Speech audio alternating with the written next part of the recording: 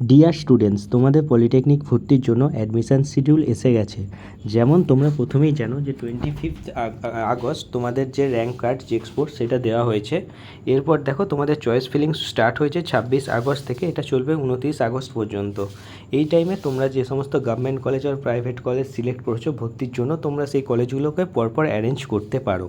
এরপর তোমাদের ফার্স্ট ফেজের যে কলেজগুলো সিলেক্ট করছো তার রেজাল্ট অ্যানাউন্সড হবে 13 আগস্ট, যেখানে তুমি দেখতে পাবে তুমি কোন কলেজ পেয়েছো।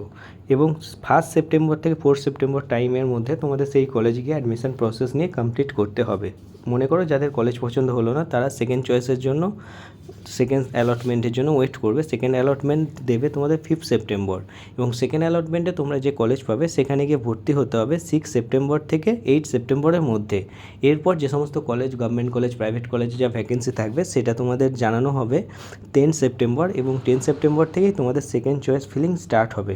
সেকেন্ড চয়েস ফিলিং মানে ফার্স্ট চয়েস ফিলিংয়ের মতনই একটা চয়েস ফিলিং তোমরা করবে কলেজের নাম, এবং তার যে রেজাল্টটা মানে থার্ড ফেজ অ্যালটমেন্ট সেটা দেবে 12 সেপ্টেম্বর।